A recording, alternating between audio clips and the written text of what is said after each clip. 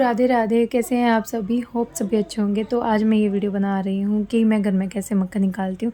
तो सबसे पहले मैंने यहाँ पर 2 कटोरी मलाई जो मैंने इकट्ठी करी हुई थी उसको मैंने बड़े से अपने इस लोटे में डाल दिया है और उसके साथ में जो मलाई की जो कटोरियाँ थी उनको गर्म दूध डाल के बिल्कुल साफ़ कर दिया है ताकि बिल्कुल भी वेस्टेज ना हो। और फिर उसी के साथ में मैंने उसमें गर्म करके दूध भी डाला है क्योंकि फ्रिज में रखी हुई मलाई थी तो वो बहुत ज़्यादा ठंडी होती है। और थोड़ी सी 2 चम्मच बस लस्सी डाल दी है, ज़्यादा नहीं डाला है क्योंकि फिर खट्टा हो जाता है तो जो लस्सी होती है वो पीने लायक भी नहीं बचती है। तो अभी मैं इसको रख दूँगी ओवरनाइट। और ये सुबह देखिए बिल्कुल जम गया है। मैंने इसमें ना आइस डाल के रखी थी कि ये बिल्कुल ठंडा हो जाए क्योंकि गर्मी है तो जल्दी घी नहीं आता, आइस डाल दो ना तो जल्दी आ जाता है। तो यहाँ पे मैंने एक बाउल में है ना आइस भी रखे हैं, इसका मैं यूज़ करूँगी। अभी देखिए पहले मैं ब्लेंडर से इसको ब्लेंड कर रही हूँ ताकि हमारा मक्खन निकल आए। तो आप लोग भी ऐसे ही कीजिएगा। ये वीडियो मैं ना एक्चुअली पहले शूट करने वाली थी, फिर मैंने कुछ पार्ट इसके शूट भी कर लिए थे बट मैं एडिट नहीं कर पा रही थी क्योंकि बीच में मेरे पापा बीमार हो गए थे, वो 3 दिन हॉस्पिटलाइज्ड रहे थे।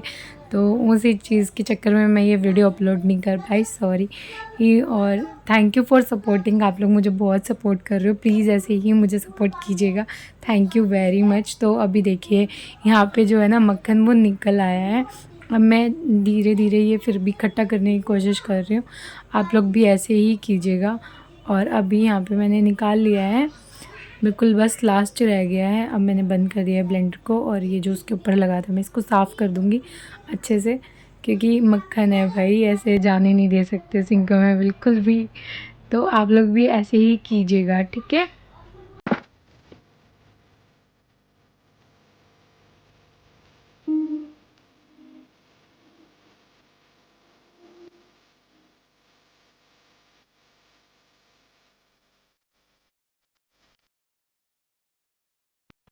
अब मैं यहाँ पर ये जो मैंने आइस डाल के जो ये पानी रखा था इसी में ही मैं अपना सारा मक्खन निकाल दूँगी।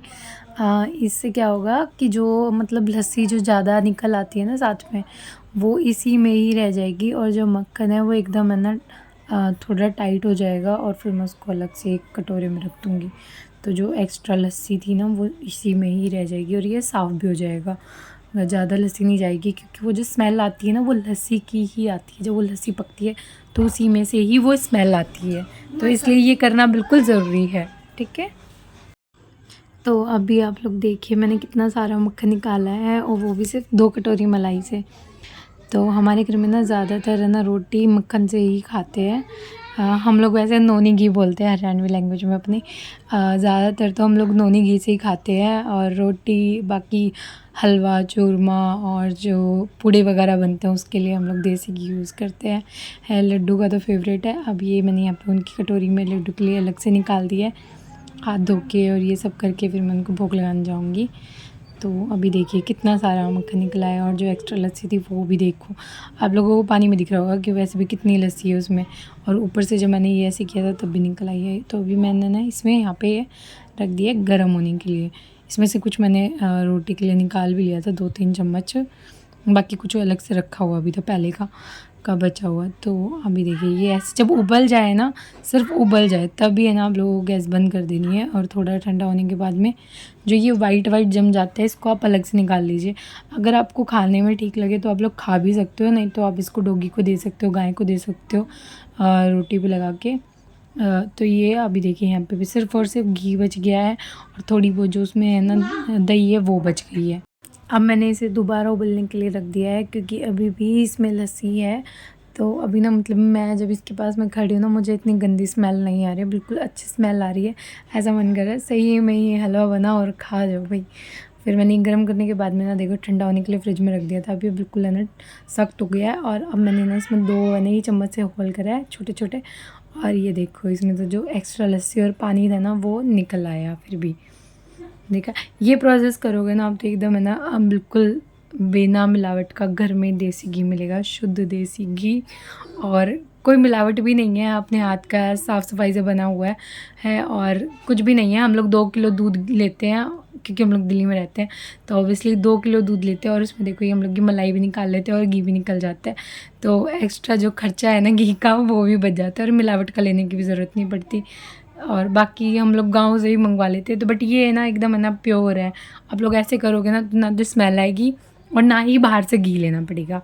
तो अभी मैंने इसको दोबारा उबलने के लिए रख दिया। अब उबालने के बाद में ना जब ये उबल जाएगा ना तो आप देखो ये जो वाइट वाइट थोड़े थोड़े अभी झागेंगे ना, इनको भी है ना तो चम्मच से निकाल के ना फेंक देना बिल्कुल। ये खाने का नहीं है, ये सिर्फ जो लस्सी है ना एक्स्ट्रा उसका ही झाग है। इसको उतार के फेंक देना और फिर उसके बाद में ना इसको छान लेंगे।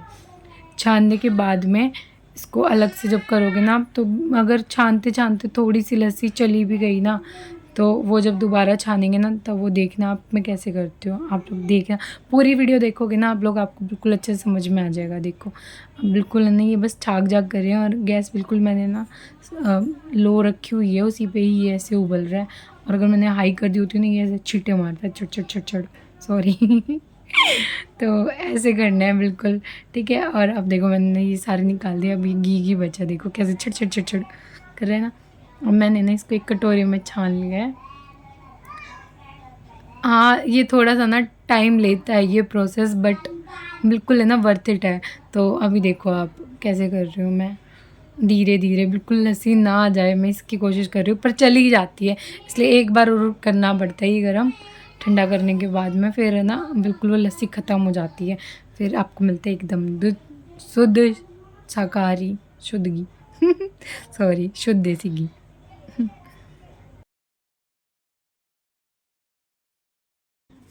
देखो अभी जो है ना एकदम वेस्टेज है ना वो नीचे कटोरे में रह गया है, बिल्कुल साफ़ हो गया। और जो थोड़ी थोड़ी लस्सी इसमें आई है ना तो अब आप इसको ना फ्रिज में रखोगे ना तो बिल्कुल नीचे कटोरे में जम जाएगी। घी ऊपर जम जाएगा, नीचे वो जो पानी या लस्सी है वो नीचे रह जाएगा। और फिर उसके बाद में है ना देखो अभी मैंने इसको रख दिया था फ्रिज में, अब मैंने इसको वापस निकाल लिया है। ये एकदम जमा हुआ है और देखो ये पहले येलो येलो सा था ना, अब ये वाइट वाइट हो गया है। अब ये दिख रहा है कि भैंस के दूध का घी है। तो अभी देखो अभी जम जाएगा ना तो आप इसको ना, सॉरी जम जाएगा कह रही हूँ, जब ये पिघलने लग जाएगा ना तो आप इसको अच्छे से गर्म होने दीजिएगा। जब ये गर्म होएगा ना तो मैंने ना कुछ वीडियोस में ना देखा है कि लोग क्या करते हैं कि मतलब जो घी होता है ना नोनी घी उसको ना गैस पे रख के और मतलब बोलते हैं कि इसको ना गैस पे रख दो। कोई कोई कहता है कि सिट्टी में कुकर में सिट्टी मरवा दो, तो उससे ना सिर्फ है ना मतलब वो घी फैलता है या फिर घी जल जाता है और कम हो जाता है।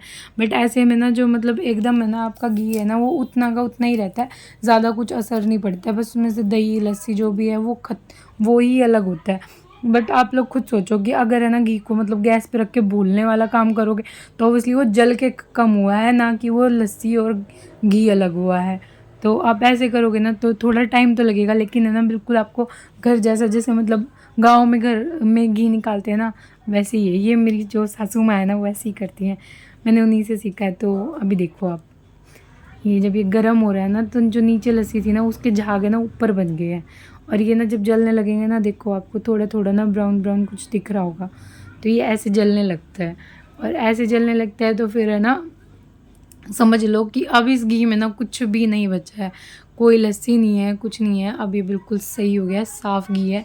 उसको छानो और रख लो अपना संभाल के। ये चाहे आप कितने महीने रख लो, आराम से इसको स्टोर करके फ्रिज में रख लो, बाहर रख लो, चल सकता है, कोई स्मेल नहीं होगी, कुछ नहीं होगा। अब ये घर का एकदम शुद्ध देसी घी रेडी हो गया। तो लाइक कमेंट कर देना, बाय बाय।